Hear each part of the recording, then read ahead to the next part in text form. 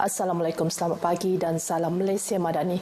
Bersama saya Nusila Talaha dalam Berita Pagi Sarawak edisi Rabu 11 Disember 2024. Misi Sarawak terus memajukan sektor pelancongan menerusi kelestarian dan pengembaraan dan eko-pelancongan memberi peluang kepada pelancong mendapatkan pengalaman tentang alam semula jadi sambil menghargai biodiversiti yang dimiliki. Premier Sarawak Dato' Patinggi Tan Sri Abang Johari Tunopeng menegaskan bahawa Sarawak komited sepenuhnya membangunkan sektor pelancongan dengan mengutamakan kelestarian di setiap peringkat termasuk membuat dasar, mereka bentuk program dan melaksanakan strategi membolehkan pelancongan berkembang tanpa menjejaskan warisan ekologi atau budaya Sarawak. Beliau berkata demikian pada perasmian Hornbill at International Conference on Adventure and Ecotourism ICAE 2024 di Miri menerusi teks ucapannya dibacakan Datuk Seri Abdul Karim Rahman Hamzah, Menteri Pelancongan, Industri Kreatif dan Seni Persembahan Sarawak. Beliau juga memberitahu dalam eko-pelancongan mampan, komuniti setempat tidak terkecuali memainkan peranan penting mereka khususnya yang tinggal berhampiran Taman Negara Niah dan Gunung Mulu dengan menyatu padukan pengetahuan tradisional ke arah mencipta model pelancongan mampan dan inklusif. Sejumlah 31 pangkalan hadapan diwujudkan seluruh Sarawak sebagai persediaan menghadapi monsun Timur Laut MTL tahun ini. Menurut Pengerusi Jawatan Kuasa Pengurusan Bencana Sarawak JPBN, Dato' Ahmad Douglas Uga Ambas, pangkalan hadapan ini adalah bagi menyokong keperluan 661 pusat pemindahan sementara PPS. Bagi MTL tahun ini katanya JPBN turut menempatkan 7,500 anggota dari pelbagai agensi dan jabatan bagi urusan pemindahan, menyelamat dan logistik bagi penduduk terjejas bencana banjir termasuk 214 bot, 260 buah kenderaan pacuan 4 roda, 78 buah lori, 32 ambulans dan 4 helikopter. Bekalan untuk penduduk terjejas juga diyakini mencukupi yang disimpan di depo utama di Samarahan dan 2 lagi mini depo di Sibu dan Miri. Ini termasuk memperkenalkan sejumlah 2,000 pek makanan segera berupa nasi belauk yang mudah disediakan dengan hanya menambah air untuk mengaktifkan ejen pemanas. Objektif of this is kalau ada satu grup pindah bukan masa tak sempat makan di rumah, dan kalau dia tunggu masak, it will take time for whoever to buy barang, masak, so dia lapar. To solve that problem, as soon as there's berpindah, this one sedia. Beliau berkata demikian selepas mempengerusikan mesyuarat persediaan monsun Timur Laut bersama agensi dan kementerian terlibat di Wisma Bapa Malaysia di Kuching. Sementara itu, dalam perkembangan sama, Dato' Ahmad Douglas berkata pembinaan Pusat Pemindahan Kekal PPK terutamanya di kawasan bersiko banjir merupakan langkah proaktif Kerajaan Sarawak dalam menghadapi bencana.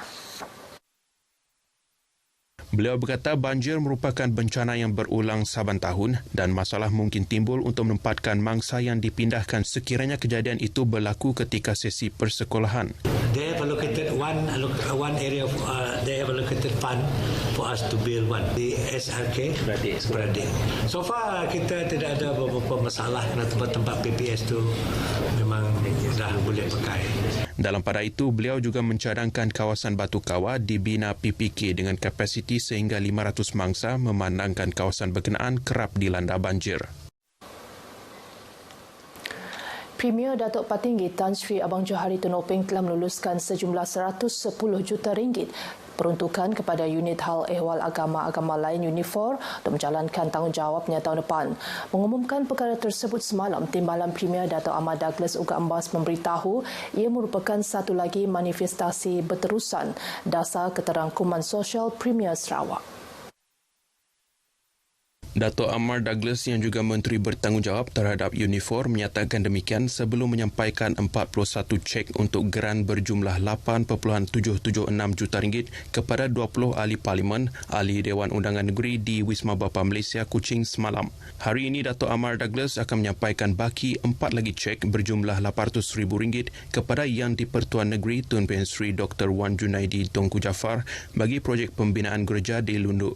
Ia merupakan pembayaran terakhir di bawah peruntukan pada tahun ini yang juga berjumlah 110 juta ringgit. Untuk tahun ini, sejumlah 90 juta ringgit diluluskan untuk pembinaan atau pemulihan sejumlah 242 rumah ibadat yang berbeza. Manakala 20 juta ringgit lagi adalah untuk penyelenggaraan 120 sekolah mubalik.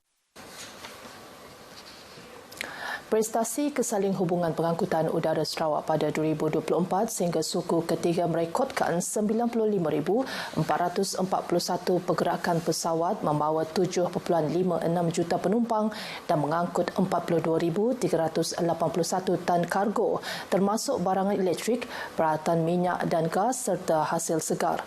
Menurut Menteri Pengangkutan Sarawak, Datuk Seri Lee Kim Shin, angka-angka ini menggariskan peranan kritikal penerbangan dalam menyokong ekonomi dan perdagangan Sarawak. Sarawak kini menerima purata 406 penerbangan setiap minggu dari negeri-negeri di Malaysia dengan peningkatan sambungan ke bandar-bandar utama seperti Kuching, Miri, Sibu dan Bintulu.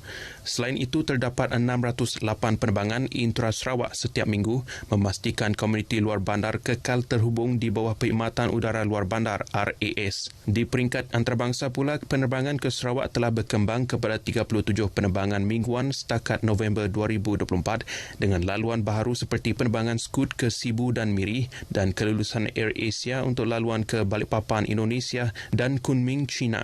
Beliau berkata demikian pada makan malam bersama pemain industri penerbangan sempena ulang tahun ke-5 Kementerian Pengangkutan Sarawak di Miri. Warga pendidik diminta memaklumkan dengan segera sekiranya mempunyai kekangan dalam melaksanakan program Dwi Bahasa atau Dual Language Program DLP Sarawak. Menjelaskan demikian, Timbalan Menteri Pendidikan, Inovasi dan Pembangunan Bakat, Datuk Dr. Anwar Rapaim berkata, beliau bersedia menyelesaikan isu tersebut dalam memastikan DLP dapat dilaksanakan dengan lancar. Tegasnya, segala isu yang dihadapi para guru di peringkat bawahan perlu diketahui secepat mungkin dan dibincangkan melalui sumber yang tepat. Now is the time for us to prove that what we are doing now is really correct and for the benefits of the students. And that's why I think this workshop is very, very important. Though it's only one day, please, I really need your input. How to help DLP Sarawak. Beliau berucap pada program Dwi Bahasa atau Dual Language Program DLP Sarawak, Revitalizing the Highly Immersive Program School Leaders Workshop di Kuching. Sarawak akan melaksanakan penilaian standard bagi pelajar program Dwi Bahasa DLP mulai tahun depan membabitkan murid tahun 6.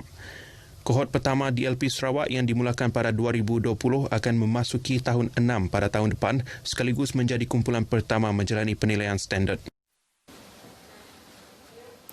Suruhanjaya Pencegahan Rasuah Malaysia SPRM menahan reman seorang lagi suspek bergelar Datuk kerana disyaki terlibat rasuah sebagai balasan mendapatkan projek-projek pembinaan di Sarawak bernilai kira-kira 250 juta ringgit.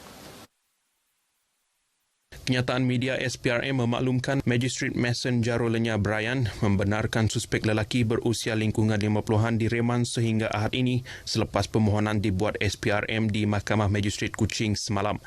Suspek ditahan sekitar pukul 6.30 petang semalam di sebuah daerah negeri ini.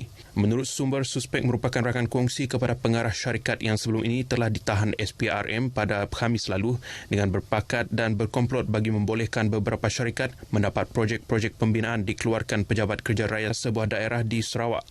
Sehingga hari ini, SPRM telah menahan 3 suspek termasuk seorang jurutera awam berhubung kes tersebut. Sementara itu, Ketua Pesuruhjaya SPRM, Tan Sri Azam Baki ketika dihubungi mengesahkan penahanan tersebut dan kes disiasat di bawah Seksyen 17 Akta SPRM 2009 serta tidak menolak kemungkinan beberapa tangkapan susulan akan dibuat bagi membantu siasatan.